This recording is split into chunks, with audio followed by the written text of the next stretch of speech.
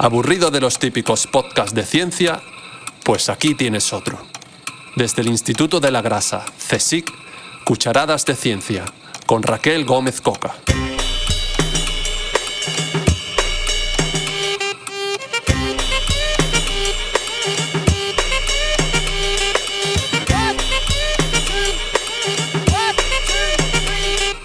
Bienvenidos a Cucharadas de Ciencia, conversaciones desde el Instituto de la Grasa, el podcast donde cada 2 semanas exploramos el fascinante mundo de la investigación en el sector de la alimentación y descubrimos los secretos detrás de los avances más recientes.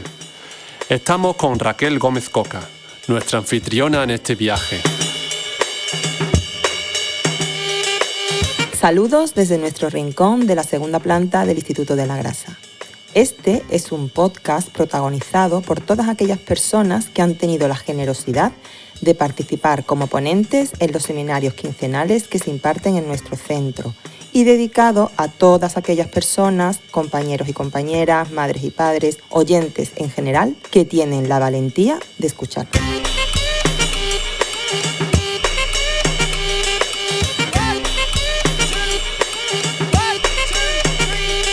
Hoy tenemos con nosotros a Juan Diego González Sanz. Buenos días, Juan Diego. Buenos días. Que es estudioso de la filosofía terapéutica y que ha impartido recientemente un seminario con el título Comer, beber y bailar tranquilos como Sócrates, o de la filosofía terapéutica. Estamos muy emocionadas por sumergirnos en los detalles de este fascinante tema, pero antes de nada nos gustaría conocer a la persona dentro de la bata. Érase una vez una persona dentro de una bata.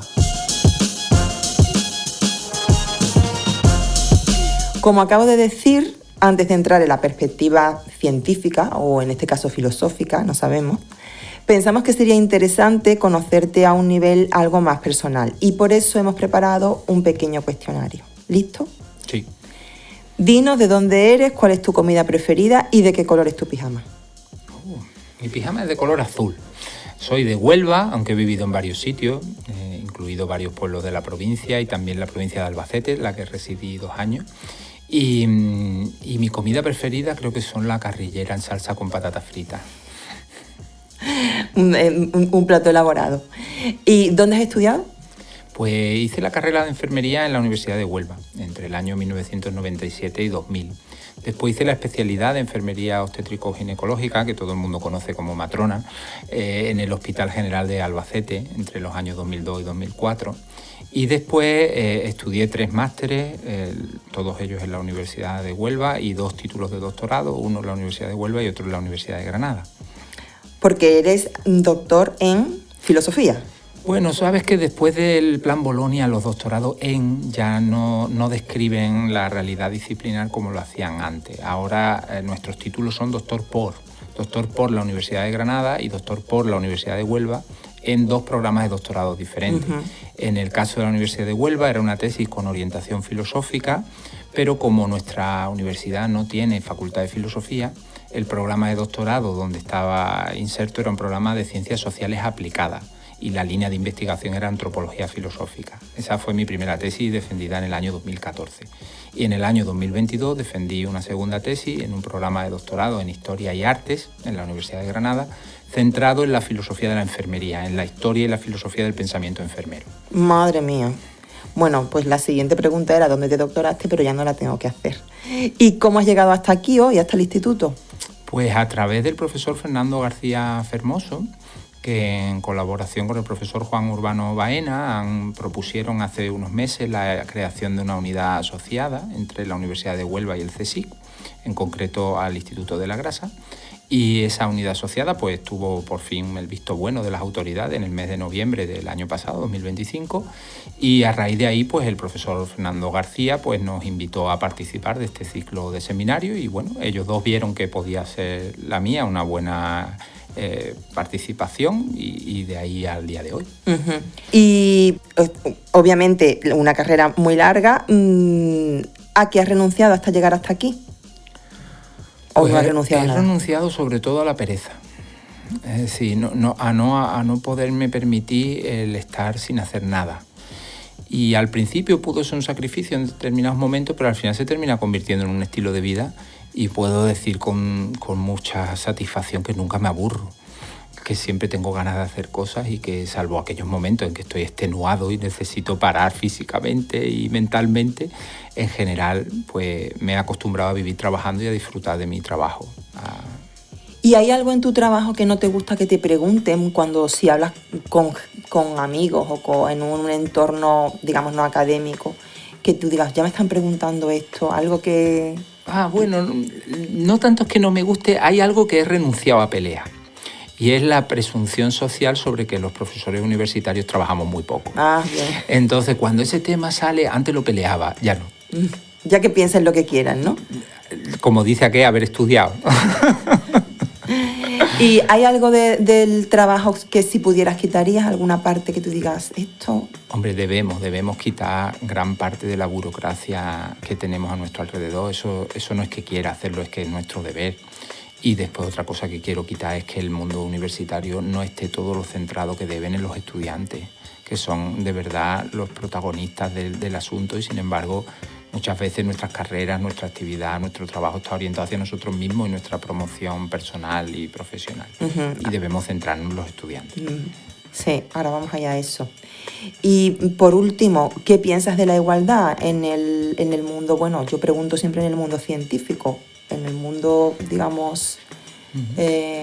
Imagino que te refieres a la igualdad de sexos, de género. De géneros. Sí. Viniendo de un ámbito como es el mío, que está profundamente feminizado, pues realmente no vivimos lo que viven otras áreas científicas en las que las mujeres tienen dificultades de acceso a ciertos puestos. Eso en el ámbito del que yo vengo no es así.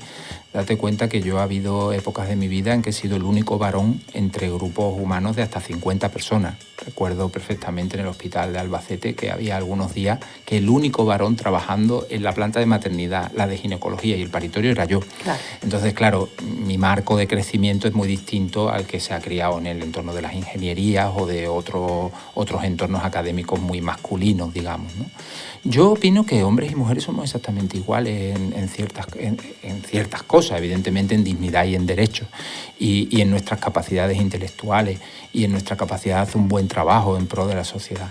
Por lo tanto, todos aquellos resabios que queden de discriminación por razón de sexo, de género, creo que cuanto antes nos los quitemos mejor. ¿Tú no te has sentido en desventaja porque tu profesión o porque el entorno en el que tú te movías estuviera inclinado hacia el otro lado? Porque en tu caso es al revés, era un entorno muy feminizado. Sí me he sentido en algunas ocasiones tenido en menos por ser un varón. Eso en el entorno de la enfermería quizá menos, pero en el entorno especializado de las matronas, donde ya el nombre de la disciplina es femenino, donde además desde tiempo inmemorial está asociado a la experiencia relacionado con el mundo reproductivo, el hecho de no haber parido y de no poder hacerlo, pues me ha llevado a escuchar comentarios no respetuosos hacia mi persona, hacia mi trabajo, ¿no? Lo que pasa es que después la experiencia que tengo con las mujeres a las que he atendido es que ellas no caían en ese prejuicio porque lo que quieren es alguien que las ayude. Y si ese alguien que las ayuda no ha parido ni va a parir nunca, pues no pasa nada. También puede ser una mujer y no haber parido nunca. Exactamente. Pero la verdad que ese sesgo de género, al contrario, en este caso, hacia los varones que nos dedicamos a este mundo, pues sí existe. Claro. A mí nunca me ha supuesto un lastre importante, pero lo he vivido. Claro, pero existe del otro lado, que es lo que también hay que tenerlo en cuenta. Bueno, pues después de conocer un poco mejor a nuestro invitado, es momento de sumergirnos en el tema central de este episodio, porque si algo nos gusta en Cucharadas de Ciencia es combinar lo personal con lo profesional y entender cómo la ciencia también se construye desde historias individuales. El tema de hoy.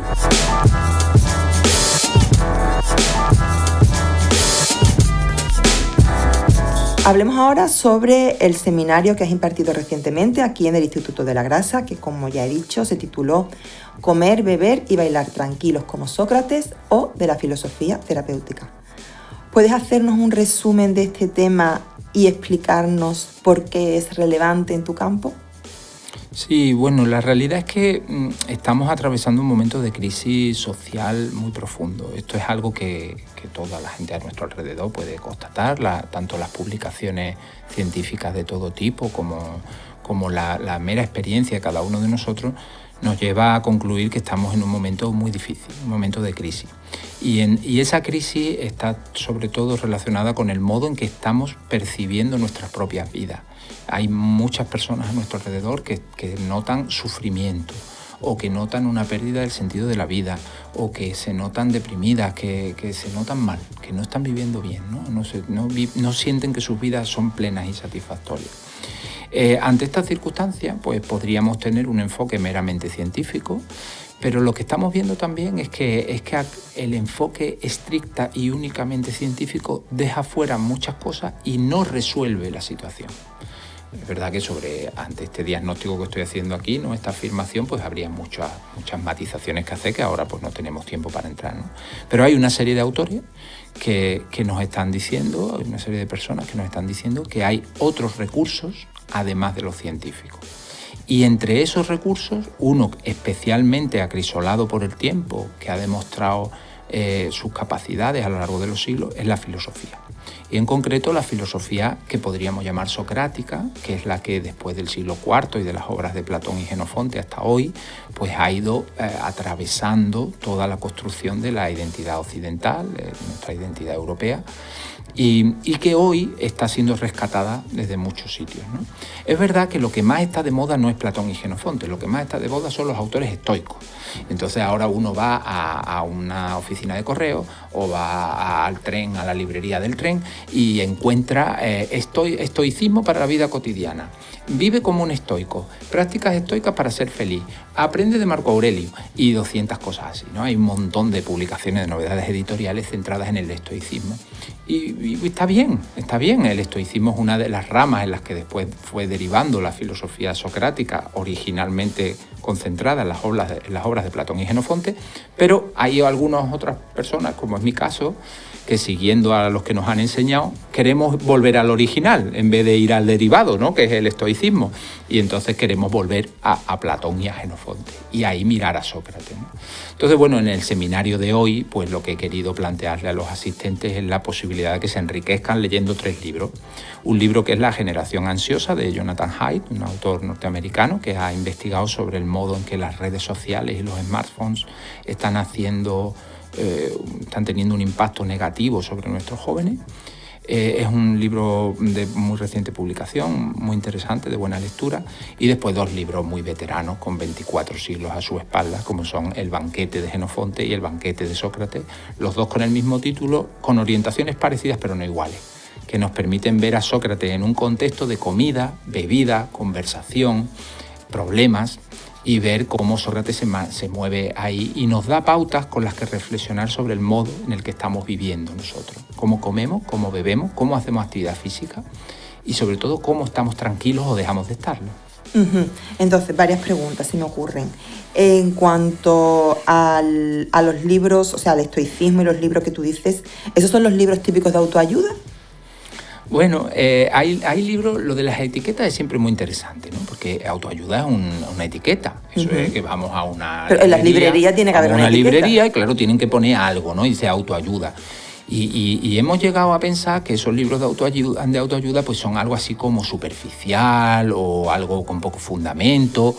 Pero en realidad la etiqueta es preciosa, ¿eh? Autoayuda. O sea, si yo quiero aprender algo en la vida es autoayudarme, porque como soy la persona que más me conoce y que más me necesita, pues si yo me autoayudo todo me va a ir mucho mejor. Lo que pasa es que, claro, la pátina de connotaciones que le hemos dejado encima a esa palabra, pues no nos ayuda, ¿no? Entonces, ¿son libros de autoayuda? No.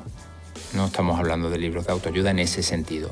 ¿Son libros que pueden ayudarnos a nosotros mismos? Sí. Y probablemente los que más.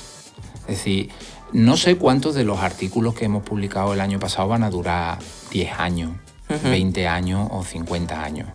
Enfrentarnos a textos que tienen 2.400 años siguen siendo legibles, siguen siendo interesantes, siguen siendo divertidos, siguen cambiando las vidas de la gente.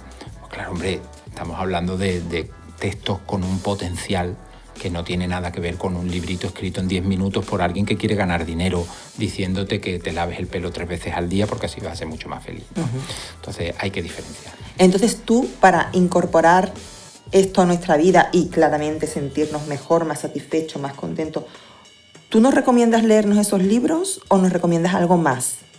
Bueno, si alguien... Esos 3 libros de los que hemos hablado. Si alguien lee estos 3 libros, bueno, los 2 banquetes no son exactamente libros. Es que claro. eso hay que saber leerlo, eso no es fácil. Sí, pero a veces ocurre con esto lo mismo que con la autoayuda. La palabra filosofía, y sobre todo filosofía antigua, es una etiqueta que está llena de polvo por encima. Entonces parece que nada más tocarla ya te vas a manchar. Ya suena, o te va a dar alergia o vas a estornudar. Y no es así. Sí, el principal problema, claro, para los que no sabemos griego, es que tenemos que leerlo traducido. Entonces tenemos que buscar una traducción más o menos llevadera, porque hay un problema con las traducciones al castellano de los textos clásicos. Y es que como son antiguos, pues muchos traductores los traducen a un castellano antiguo. Y entonces lo estás leyendo en castellano, pero parece que estás en el siglo XIV. Tampoco te estás enterando. Y entonces no te está llegando, pero no es que no te esté llegando por el texto, no te está llegando por la traducción en la que el texto te llega. Por lo tanto, yo sí recomiendo que se vaya al banquete de Sócrates y al banquete de Platón y al banquete de Jenofonte y uno tenga un poquito de paciencia consigo mismo y diga, vamos a probar. Pero ¿de qué traductor nos fiamos? Pues hay muchos, no querría yo, por ejemplo, las ediciones que hay en la editorial Alianza no están mal. En concreto, el ejemplar que yo tengo aquí es el de las obras completas de Platón en Aguilar, que es una edición que no es fácil de encontrar, pero es una buena traducción.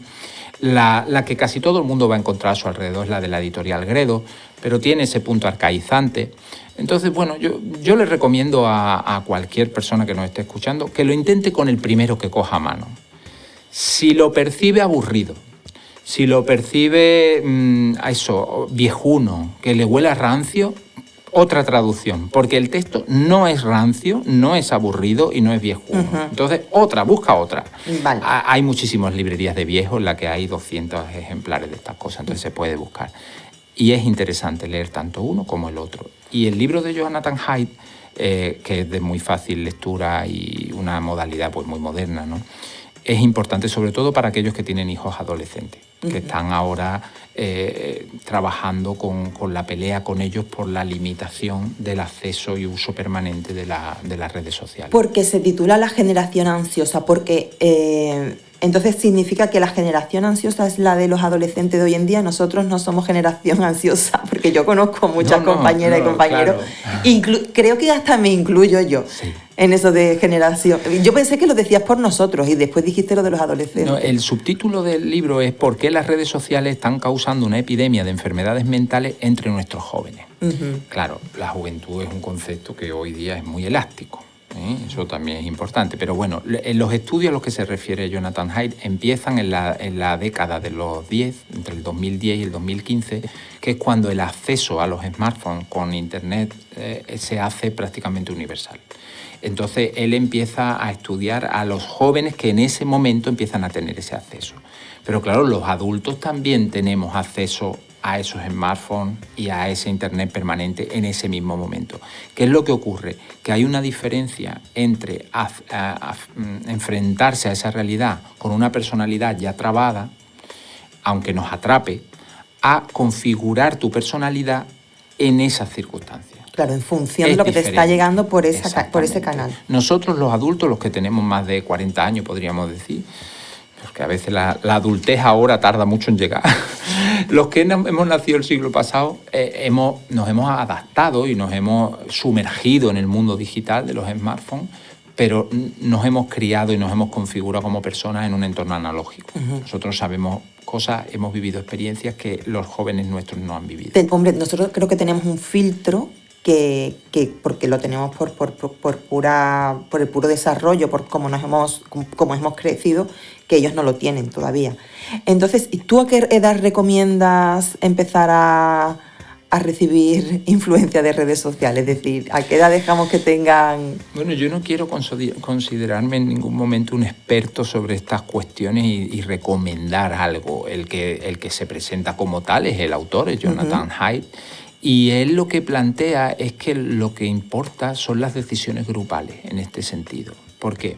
Porque el niño se cría en un grupo, en su ambiente escolar, en su ambiente deportivo, en su ambiente de asociaciones. Los padres no criamos a nuestros niños solos. Entonces, hasta que no haya un grupo de adultos, de padres, que decidan tomar ciertas decisiones sobre la crianza de sus hijos, lo hagan de forma conjunta, aquellos padres que no tengan ese apoyo social se van a ver enfrentados a luchar con sus hijos en contra de una dinámica social muy fuerte. Entonces, lo que plantea Jonathan Haidt es que tomen conciencia el sistema educativo, el sistema sanitario y los grupos de padres, y que entonces se tomen decisiones de forma coordinada. Él recomienda que el acceso al mundo de lo digital esté por encima de los 15 años, sobre todo un acceso permanente, ¿no? Tener un móvil. El tener un smartphone, fíjate que ya no pensamos en el móvil que no sea un smartphone. Claro. Es posible darle a un niño un móvil sin acceso a internet. Está localizado, puede llamar en cualquier momento, pero no tiene acceso a internet. Sí, porque ni se te ocurre. Lo que los hijos nuestros llaman un ladrillo, ¿no? Dice, ¿me va a dar un ladrillo? ¿Que me va a dar un cacharro de eso con las teclas? ¿No? Entonces, claro, pero sería posible. Claro. Y venceríamos el miedo que tenemos ahora como padres de dejar al niño solo en la calle. Es muy curioso cuando recordamos que nosotros estábamos solos en la calle todo el día y no pasaba nada. Efectivamente. Vale, es lo que Jonathan Haidt llama la infancia basada en el juego o la infancia basada en las redes sociales. Que eso es lo que ha cambiado, ¿no? Entonces, volviendo un poco atrás, porque hemos dicho, hemos empezado diciendo, y sería bueno leer esos libros, deberíamos leerlos como adultos, pero ese contenido y lo que se extraiga de ahí, ¿no sería bueno introducirlo desde que eres más pequeño, desde que estás formándote, para que luego no nos encontremos con los problemas de ahora? Ese vivir ansioso, ese estar descontento, frustrado, a lo mejor si nos hubieran enseñado un poco a cómo teníamos que sobrellevar determinadas situaciones, y eso que no estamos con el peligro, nosotros no tuvimos el peligro de las redes, pero... Teníamos otros, nosotros teníamos otras circunstancias, pero bueno, ahora estamos en el momento histórico en el que estamos, ¿no? Y claro, hay una frase importante que creo que debemos tener presente, que es que nadie da lo que no tiene. Entonces, la responsabilidad de la gente que ahora somos adultos, y ahora si quieren nos llevamos la adultez a los 18 años, ¿no? De 18 para arriba, que era la gente a la que yo me he dirigido hoy en el salón de actos del Instituto de la Grasa en Sevilla, ¿no? Todos tenemos una responsabilidad social en la manera en la que estamos enseñándonos unos a otros y a los que vienen por detrás a comer, a beber y a bailar, es decir, a tener una actitud básica en la vida respecto a lo que ingerimos, a las sustancias que tomamos, a cómo hacemos actividad física, a cómo nos divertimos, y hacerlo de manera que podamos vivir tranquilos como Sócrates, ¿no? Esa era la idea. Por lo tanto, no es tanto pensar, perdón por la redundancia, no es pensar en ciencia solo, sino pensar en la responsabilidad que los científicos tienen también como miembros de una sociedad, como integrantes de una sociedad en la que todos transmitimos mensajes para todos. Entonces dice, ¿no sería mejor enseñar a los niños? Claro, pero no puede enseñarlos quien no lo ha interiorizado. Entonces, los que ya tenemos hijos adolescentes, ya tenemos poco margen de maniobra, pero seremos abuelos algún día. Los que ahora todavía no tienen hijos, tendrán hijos. Y esa generación, la que viene ahora, hoy había personas jóvenes en la sala, ¿no? Entre 20 y 35 años. Pues esas personas son las que tienen la oportunidad de generar una nueva generación menos ansiosa. Ojalá puedan, ¿no? Porque es realmente un reto. ¿Tenemos una emergencia social por malestar emocional? Esa es la premisa de Jonathan Haidt. A mí no me parece que sea un diagnóstico equivocado. Lo que estoy viendo a mi alrededor, el estado emocional de muchas de las personas a mi alrededor es realmente preocupante. Las tasas de consumo de antidepresivos, de tranquilizantes, de benzodiazepinas, ¿no? En concreto, y otras muchas sustancias, está siendo terrible. Las tasas de suicidio en población infanto-juvenil están aumentando a un ritmo tremendo. Y sobre todo el nihilismo que se nos va impregnando por la sensación de que la vida no tiene sentido. Todo eso está haciendo de nuestra sociedad un entorno vital mucho más frágil y mucho más desagradable de vivir. Eso que me comentas sobre la ingesta de determinados fármacos, ¿también en adolescentes? Claro. La tasa de tratamiento psiquiátrico, el uso de los psicofármacos, en cualquier informe al que nos remitamos vamos a encontrar que va en aumento, y va en aumento desde edades muy tempranas. Entonces, claro, esto si uno no lo tiene cerca, pues parece que es una cosa que, bueno, que está ahí en los informes y tal, pero es que la realidad en los institutos, y esto sería muy interesante preguntarle a los profesores de instituto, a los maestros de los colegios, es que nos encontramos con niños y adolescentes medicados porque no son capaces de hacer frente a su vida con sus propios recursos personales. Entonces, esto es una emergencia social, claro que sí. Claro, pero también es por el tema de la frustración, ¿no? Quizás tengan ellos unas expectativas muy altas sobre lo que tiene que ser su vida, a la vez generada por la influencia de las redes sociales, por ejemplo, y no las alcanzan porque son irreales, porque lo que muestran, a lo que están expuestos es algo irreal. Efectivamente. Entonces, quizás también... Eso va desde los, como llama la gente que trabaja en estas cosas, los patrones normativos, ¿no? Pero en el fondo es la imagen de excelencia que le estamos dando a los demás sobre cuál es una vida buena. Si para tener una vida buena tengo que estar perfectamente definido muscularmente, mi abdomen no puede ser más grande de la cuenta, porque es que entonces ya no puedo tener la calvicie que yo tengo, no me ven los oyentes, pero soy calvo, pues si no tengo pelo, o si resulta que mi vida sexual no es del nivel de éxito que se supone que tiene que ser, pues entonces soy un fracasado. Claro, esto es completamente contrario a nuestro sentido común. Es que es completamente ajeno a vivir de una manera normal, podríamos decir, ¿no? Una vida normal, que es un término que a mucha gente no le gusta, pero es muy descriptivo. Una vida normal, cada uno con su especialidad y sus cosas, pero una vida con sus problemas, con sus alegrías. Pero esto hay muchos chavales que no lo están pudiendo vivir, no están siendo capaces de llevar una vida normal. Se atascan ante ciertas circunstancias, se frustran, sufren y terminan teniendo comportamientos autolesivos, cuando no autolíticos, como en el suicidio, y muchísima patología de todo tipo. Entonces, claro, es algo que tenemos que abordar. Claro, también puede ser un problema de madurez, pero claro, si ese crecimiento viene acompañado del entorno que estamos describiendo, es como un círculo vicioso, ¿no? Porque efectivamente. Si personas inmaduras, personas con sufrimiento existencial alto van avanzando a lo largo de su vida sin resolver esas situaciones y después ocupan puestos en la sociedad en la que influyen sobre las generaciones más jóvenes, no podemos esperar una mejora de la situación. Efectivamente. No podemos esperarla.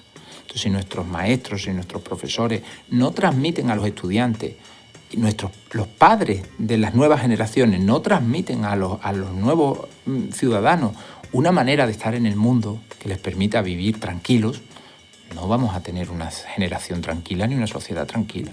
Claro, eso me enlaza con algo que yo pensaba durante el seminario. Yo me acuerdo cuando yo estudiaba, cuando yo tenía la edad que tienen ahora mis sobrinos, por ejemplo, que hablábamos, pues el aniversario del hombre, bueno, el aniversario del hombre a la luna ha sido reciente cuando le han dado tanto bombo, pero bueno, el hombre llegó a la luna, el genoma humano, la clonación de la oveja Dolly, la bomba atómica también más antigua, bueno, el primer niño probeta, eso eran descubrimientos científicos o avances que se debatían en la sociedad, salían en el telediario. Yo recuerdo el debate de la primera niña probeta. Yo eso me acuerdo perfectamente, yo era chica y la escuchaba.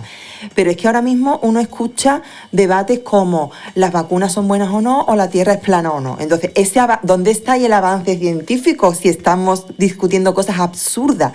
Ya no cosas muy antiguas, ya no decimos, ¿sería verdad que Platón dijo? No, que Platón existió.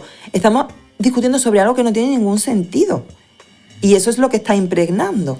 Sí, bueno, la persona de la que yo he aprendido casi todas estas cosas sobre la filosofía, el que me ha llevado a la filosofía es un profesor valenciano, Antonio Lastra, y de las recomendaciones que me ha hecho, de las que más contento estoy, es de que me haya llevado a leer a Ortega y Gasset, el filósofo español del siglo XX, que escribió sobre todo al que casi nadie le prestaba atención porque creían que era un periodista, pero curiosamente hay un librito de Ortega que se llama En torno a Galileo, en el que él explica cómo la sociedad occidental ha pasado de tener una estructura teológica hasta la Edad Media, ¿no? En concreto hasta el final el comienzo de la Edad Moderna, en concreto hasta Galileo, ¿no? Pero a partir de Galileo y Descartes, la apuesta de la sociedad occidental fue hacia la ciencia. Y empezó a creer en la ciencia, igual que antes había creído en el Dios de la Biblia. Claro, creer en la ciencia ya es un oxímoron. Bueno, pero lo que dice Ortega es que precisamente hay muchas cosas en las que creemos que no creemos, pero sí creemos. Es decir, no tenemos certeza sobre aquello de lo que estamos afirmando. Entonces, durante 4 siglos, la sociedad europea ha creído en la ciencia. Y eso puede llegar a su cenit en el siglo XIX, en el cientificismo del siglo XIX, con figuras pues, como un Comte, por ejemplo, ¿no? Que quiere organizar la sociedad con criterio científico. Pero en el siglo XX eso se hunde. La fe de la sociedad ha desertado de la ciencia. Y eso es precisamente lo que tú estabas comentando ahora. Por eso me parecía interesante plantearle a un grupo de científicos del CSIC la pregunta: ¿es suficiente con la ciencia para vivir? Porque incluso aquellos que siguen creyendo en la ciencia se tienen que dar cuenta que a su alrededor la sociedad está desertando de la ciencia. Si podemos tener enormes movimientos antivacunas, enormes movimientos terraplanistas y gente que evita cualquier discusión rigurosa sobre la realidad para ceñirse a supersticiones de tal o cual calado, pues entonces los presupuestos de una vida científica se hunden. Ya no podemos abordar eso así. Suficiente no es, eso está claro. Entonces, fijémonos, ¿no? Si la ciencia fue una evolución, el llegar a esa fe en la ciencia fue una evolución y hemos perdido esa fe en la ciencia, quizá tengamos que volver a la raíz de la que todo surgió, que fue la filosofía socrática. Porque es precisamente en ese momento en el que Sócrates empieza a poner en cuestión las afirmaciones sin fundamento racional que veía a su alrededor. Y es a partir de ese cuestionamiento desde donde después el pensamiento crítico va a llegar a un pensamiento científico maduro en las figuras de Galileo, de Bacon o de tantos otros autores, ¿no? Entonces, un consejo rápido para nosotros los científicos del CSIC o del Instituto de la Grasa, o para Juanma y para mí que estamos aquí escuchándote, ¿qué hacemos? Porque, o sea, yo soy yo no es que crea en la ciencia, porque yo creo que eso es una expresión anticientífica. Uno no puede creer en la ciencia, las ciencias son hechos y van cambiando, ¿no? Conforme vamos descubriendo cosas. Pero, ¿qué hacemos? Ciencia y filosofía, y podemos intentar ir a por los banquetes. Sí, por supuesto. Cualquier vuelta a la filosofía es sana. Porque si la filosofía tiene algo bueno es que huye de cualquier especialización. Estamos hablando de una filosofía con minúsculas, no estamos hablando de la filosofía de la facultad de filosofía ni de tal corriente de la filosofía, sino de la pregunta por el todo, de ir a por el todo, a preguntárnoslo todo, con todos y para todos. En ese sentido, pues yo recomendaría ir a los banquetes. También se puede leer perfectamente en torno a Galileo de Ortega, que sería para un científico un buen zarandeo intelectual y en un lenguaje castellano. Ahí no hace falta traducción. Vale, me lo apunto y todo. Yo creo que Ortega puede ayudarnos a volver a Platón. Vale, pues mira, me lo apunto todo. Entonces voy a volver muy al inicio, porque vamos a terminar ya, pero cuando tú has hablado de las memorias de Marco Aurelio, ¿qué piensas tú de ese libro? Bueno, es un libro muy interesante, no se llaman las memorias, son las meditaciones las de Marco Aurelio. Perdón, es verdad. Las meditaciones de Marco Aurelio. Marco Aurelio era un personaje muy particular, ¿no? Era un emperador filósofo, si es que eso puede ser. Él lo intentó, vivió toda su vida intentando practicar la filosofía hasta sus últimas exigencias, y claro, le costó un enorme esfuerzo. Escribió ese librito para sí mismo, así es el título en griego, de sí mismo para sí mismo. Y después lo hemos traducido como meditaciones y enseña mucho. Lo que pasa es que es una enseñanza derivada. Como digo, estamos hablando de un autor que muere en el año 180 después de Cristo, cuando el original del que él parte es la literatura platónica, son los escritos platónicos que son del siglo IV a.C. Entonces, esos casi 600, 500, 600 años de evolución hace que haya muchas cosas que se van degradando, que se van mezclando. Entonces, si alguien quiere empezar por las meditaciones de Marco Aurelio, pues precioso, pero que no pierda de vista que el origen está antes. Vale. Y que siempre conviene empezar por el original. Vale, me apunto eso también. Y ya para terminar, tú has dicho una cosa que me ha encantado: soledad, silencio y un buen libro. Claro, algo que las redes sociales y los smartphones hacen casi imposible. Y seremos más felices. Totalmente. Mira, el libro que yo estoy leyendo ahora mismo y que estoy disfrutando muchísimo es Robinson Crusoe. Y si alguien echa un ratito, que además eso es muy fácil de leer, se dará cuenta que en el fondo el autor lo que nos está llevando a decir, solo en la soledad puedes llegar a conocerte a ti mismo, que es el fondo de la filosofía socrática, recordemos aquello de conócete a ti mismo, ¿no? Entonces, sin soledad, sin silencio y sin una buena conversación, porque eso es un buen libro, ¿eh? Un buen libro no es un entretenimiento, un buen libro es una conversación con un amigo que me desafía. Eso es un buen libro. Entonces, en soledad, en silencio y con una buena conversación, crezco hacia adentro y hacia afuera. Entonces, si no vamos buscando pequeños resquicios en nuestra ajetreada vida para esa soledad, ese silencio y esa buena conversación, pues no vamos a ningún sitio. Pues hasta aquí este viaje por la filosofía. Quedaría obviamente para muchísimo más, pero no tenemos para más. Muchas gracias por compartir con nosotros pues, tu trabajo, tu entusiasmo, tu paciencia, tus explicaciones, tu buenísima disposición a contestar cosas que seguramente han sido un poco tontas, pero a nosotros nos han encantado. De ninguna manera, muchas gracias, ha sido un placer. A contratiempo.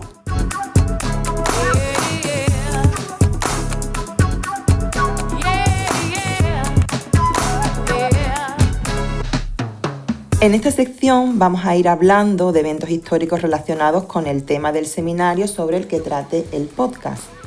Hoy Javier nos va a llevar a distintas etapas de la historia de Grecia para contarnos cosas muy interesantes sobre Sócrates, Diógenes y Epicuro.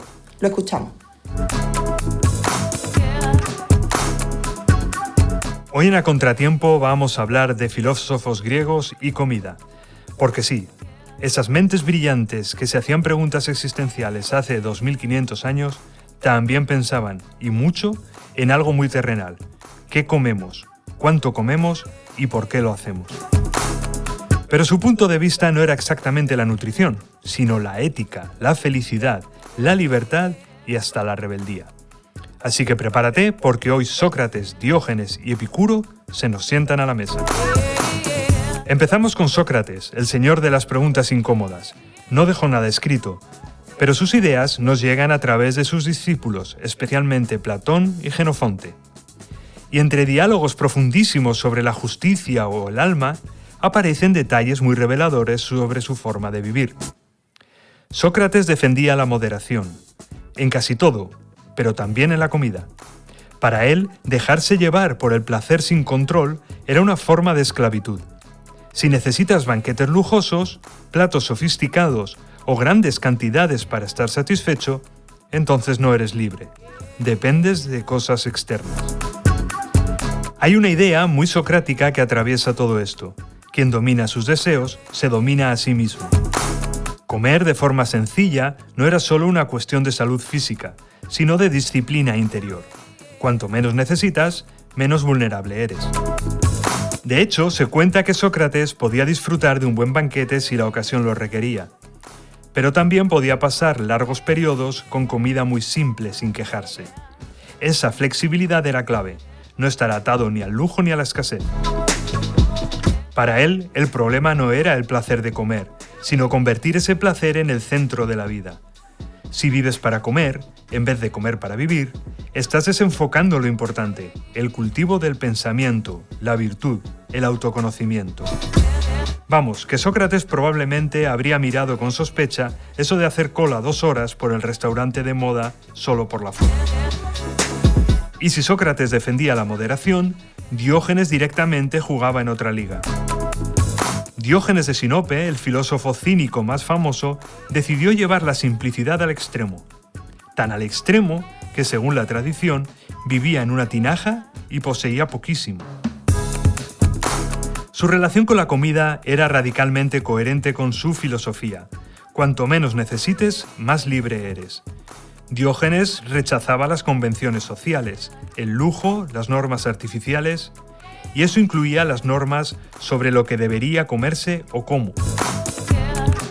Diógenes comía lo mínimo para sobrevivir, sin preocuparse por la elegancia ni por el qué dirán. Para él, avergonzarse de comer de forma simple era absurdo. Al fin y al cabo, comer es una necesidad natural, como dormir o respirar. Lo ridículo era convertirlo en un espectáculo de refinamiento y estatus. Hay anécdotas que lo pintan comiendo en el mercado cosas muy básicas o criticando a quienes complicaban la vida con manjares y protocolos. Su mensaje era provocador. La civilización ha inventado necesidades que no son realmente necesarias. ¿Esto te suena de algo? Desde su punto de vista, cuanto más elaborada es tu dieta, más dependes de sistemas complejos, de dinero, de disponibilidad, de aprobación social. En cambio, si puedes alimentarte con poco y sin exigencias, nadie puede controlarte fácilmente. Diógenes usaba la comida como una herramienta filosófica. Al reducirla a lo esencial, demostraba que muchas de nuestras necesidades son en realidad construcciones culturales. Si Diógenes levantara la cabeza en la era de Instagram, se volvía a morir del susto. Y entonces llega Epicuro, probablemente el más malinterpretado del trío. Cuando hoy decimos epicúreo, mucha gente piensa en banquetes lujosos y placer sin límites, pero la realidad es casi lo contrario. Epicuro sí hablaba del placer como objetivo de la vida, pero no de cualquier placer. Para él, el mayor placer era la ausencia de dolor físico y de perturbación mental. Y eso se conseguía con una vida sencilla, amistades sólidas y una alimentación muy básica. En su escuela, el Jardín, Epicuro y sus discípulos llevaban una dieta frugal: pan, agua, algo de queso de vez en cuando. Él mismo decía que un trozo de queso podía convertir una comida simple en un festín. No porque necesitara lujo, sino porque apreciaba los pequeños extras sin depender de ellos. ¿No te ha pasado alguna vez que has disfrutado enormemente de un alimento muy sencillo, como un trozo de queso, una loncha de jamón o una alcachofa rehogada con ajo? El razonamiento de Epicuro era brillante. Los deseos humanos pueden dividirse en 3 tipos. 1. Naturales y necesarios, como los alimentos más sencillos y poco procesados. 2. Naturales pero no necesarios, como las comidas muy elaboradas. Y 3. Ni naturales ni necesarios. Aquí seguro que Epicuro incluía los alimentos ultraprocesados. Si basas tu felicidad en el primer grupo, es fácil ser feliz. Con poco estás bien. Si dependes del segundo o del tercero, tu bienestar se vuelve frágil, caro y difícil de mantener. Lo fascinante de estos 3 filósofos es que, aunque muy distintos, coinciden en algo fundamental. La comida no es solo biología, también es ética. Cómo comemos refleja qué deseamos, qué valoramos y de qué dependemos. Ninguno hablaba de calorías, vitaminas o microbiota, pero todos entendían algo que hoy sigue siendo muy actual, que nuestra relación con la comida puede hacernos más libres o más dependientes. Al final, entre bocado y bocado, también se puede filosofar, y mucho. Y hasta aquí nuestro contratiempo filosófico de hoy. Nos escuchamos próximamente para viajar en el tiempo con la alimentación. Y con esto llegamos al final de otro episodio de Cucharadas de Ciencia. Agradecemos una vez más a nuestro invitado, Juan Diego, muchas gracias. Muchas gracias. Que haya compartido con nosotros este tiempo y una vez más se despide el equipo titular formado por Javier Sánchez Perona en nuestra sección A Contratiempo, Juan Manuel Espinosa Cabello en las locuciones y la parte técnica y para todo lo demás yo misma, Raquel Gómez Coca.